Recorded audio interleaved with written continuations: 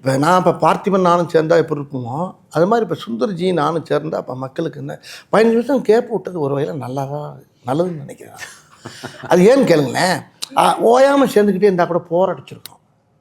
இந்த கேப் விட்டு வந்தோடனே நீங்கள் 2 பேரும் சேர்றீங்களா, நீங்கள் 2 பேரும் சேர்ந்தாச்சா, அப்போ ஓகே சூப்பர் அப்படிங்கிறாங்க. அப்போ அந்த பிரிஞ்சு இருந்து மறுபடியும் சேர்றப்ப ஒரு ஒரு ஒரு லவ் பார்ட்டியை சேர்றதில்ல அந்த மாதிரி நாங்கள் 2 பேரும் சேர்ந்தது வந்து ஜனங்கள் அறடா இப்போ 2 பேரும் ஒன்று சேர்ந்தாகையா பிரமாதமாக இருக்கேன், அதில் ஒரு சந்தோஷம். அப்போ அதில் நான் சந்தோஷம் இருக்குது, நம்பிக்கையும் இருக்குல்ல.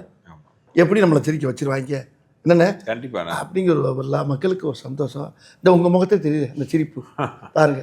ஆனால் ஜென்யூனாக வந்துட்டு ரூம்குள்ளே வந்தது உங்கள் 2 பேரும் இப்படி உட்காந்துருக்குது ஆட்டோமேட்டிக். அதைத்தான் சொல்லுவேன். இப்போ சுந்தர்ஜி வடிவேல்லாவே இப்போ மக்களுக்கு என்னென்னா பரவாயில்லையே அப்போ எங்கள் படத்தை பூரா பின்னால் நாங்கள் என்னென்ன படம் பண்ணுங்கிற பூரா பார்க்குறா, கைப்புள்ளிலேருந்து எல்லா இதுலேருந்து வீரபாகலேருந்து பார்த்துக்கிட்டு வராங்க. எல்லாம் நகரத்துலேருந்து பார்த்துட்டு இதில் வந்து பல வேஷங்கள் பல விஷயங்கள் எல்லா மக்களுக்கு நல்லா தெரியுது. இவங்க 2 பேரும் சேர்ந்தால் மக்களை ரசிக்க நம்மளாம் சிரிக்க வைப்பாங்கன்னு ஒவ்வொரு குடும்பமும் ரொம்ப ரசித்து எதிர்பார்த்து அப்படியே குளவரியில் உட்காந்துருக்காங்க.